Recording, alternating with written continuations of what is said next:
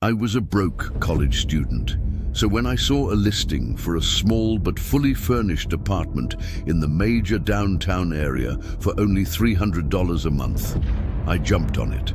It seemed too good to be true, but I was desperate for housing. So I signed the contract. The agent told me the room only reveals itself at night and access is through a back alley that disappears during the day. I thought it was all just a big misunderstanding, but I was desperate, so I went with it. That night at 8 p.m. sharp, I found the room.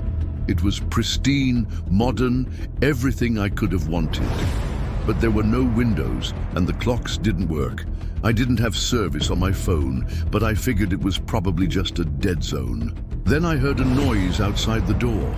At first it was just whispering, then knocking. I opened the door and was met with darkness. There was no hallway, no stairs, just endless void. On the second night, I heard movement in the walls again, whispering, then knocking from inside the refrigerator. I opened it to find a torn photo of myself asleep. That was when I knew I had made a huge mistake. But I couldn't get out. I tried the doorknob. It was locked. I tried the window, boarded up.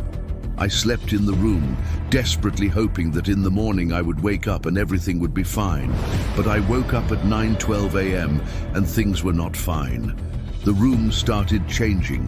Furniture melted into the floor. The walls dripped black tar and the door became a mirror, reflecting nothing. Then a shadow version of myself stepped out, clearly intending to take my place. I barely managed to escape. I had to step back into the void and navigate through pitch black corridors to get out. And each room I passed was worse than the last. They were all expired tenants, I realized, stuck there forever because they had stayed past their contracted time. Finally, I found the exit. I escaped and ran as fast as I could from that place.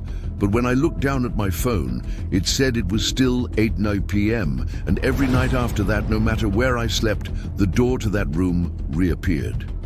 Yeah, I didn't get much sleep that year.